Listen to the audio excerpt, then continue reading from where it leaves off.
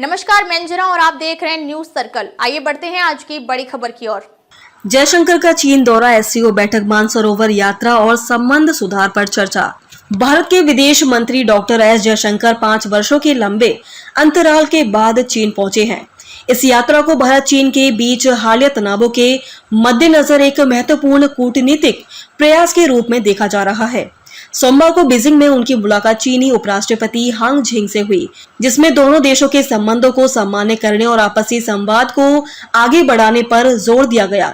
गलवान झड़प के बाद पहला उच्च स्तरीय दौरा, ये यात्रा उस पृष्ठभूमि में हो रही है जब 2020 में गलवान घाटी में हुई टकराव में दोनों देशों के संबंधों को बर्फ में जमी स्थिति में ला दिया था। टकराव में 20 भारतीय जवानों की शहादत हुई थी और चीन को भी नुकसान झेलना पड़ा था।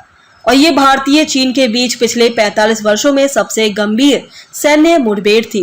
अब जबकि हालात कुछ हद तक सामान्य हो रहे हैं, जयशंकर की यात्रा को रिश्तों को फिर से पटरी पर लाने की पहल के रूप में देखा जा रहा है। एससीओ अध्यक्षता को भारत का समर्थन। बीजिंग पहुंचते ही जयशंकर ने उपराष्ट्रपति हांग झिंग से मुलाकात की।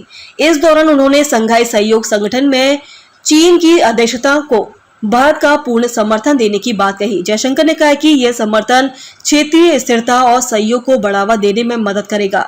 उन्होंने अपनी एक्स पोस्ट में लिखा है कि बीजिंग पहुंचते ही उपराष्ट्रपति हांग झिंग से मुलाकात कर प्रसन्नता हुई। भारत चीन की एससीओ अध्यक्षता का समर्थन करता है। मुझे उम्मीद है कि ये दौरा दोनों देशों के रिश्तों को और मजबूती देगा। कजान बैठक के बाद रिश्तों में दिखा सुधार। जयशंकर ने 2024 के अक्टूबर में रूस के कजान शहर में प्रधानमंत्री नरेंद्र मोदी और चीनी राष्ट्रपति शी जिनपिंग के बीच हुई मुलाकात का जिक्र करते हुए कहा कि उसके बाद से दोनों देशों के बीच बातचीत में सकारात्मकता बढ़ी है। उन्होंने कहा कि भारत और चीन के संबंध लगातार बेहतर हो रहे हैं और मुझे विश्वास है कि यह दौरा इन संबंधों को और आगे ले जाएगा। मानसरोवर यात्रा की बहाली को सराहा। भारत की ओर से कैलाश मानसरोवर यात्रा की बहाली का स्वागत भी इसी बातचीत का अहम हिस्सा रहा। जयशंकर ने इसे भारत में बेहतर सकारात्मक रूप में देखा गया कदम बताया। उन्होंने कहा कि धार्मिक और सांस्कृतिक यात्राओं का फिर से शुरू होना दोनों देशों के बीच आपसी विश्वास को बढ़ाता है। वैश्विक परिप्रेक्ष्य में भारत चीन संवाद की अहमियत। जयशंकर ने मौजूदा वैश्विक परिदृश्य को चुनौतीपूर्ण बताते हुए कहा कि भारत और चीन, जो दुनिया की 2 सबसे बड़ी अर्थव्यवस्था और आबादी वाले देश है, के बीच खुला संवाद बेहद जरूरी है। उनका कहना था कि आज का अंतर्राष्ट्रीय माहौल जटिल और बदलते स्वरूप वाला है।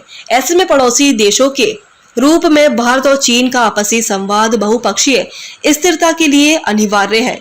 एससीओ मंत्रियों की बैठक में भागीदारी। विदेशी मंत्री मंगलवार को तियानजिन में होने वाली एससीओ विदेशी मंत्रियों की बैठक में भाग लेंगे। इस बैठक के दौरान उनके कई द्विपक्षीय मुलाकातें भी प्रस्तावित है। ये बैठक दोनों देशों के बीच बहुपक्षीय सहयोग और सुरक्षा के मुद्दों पर खुली चर्चा का एक मंच होगी। यांग ई से मुलाकात संबंध सुधार की दिशा में बड़ा कदम।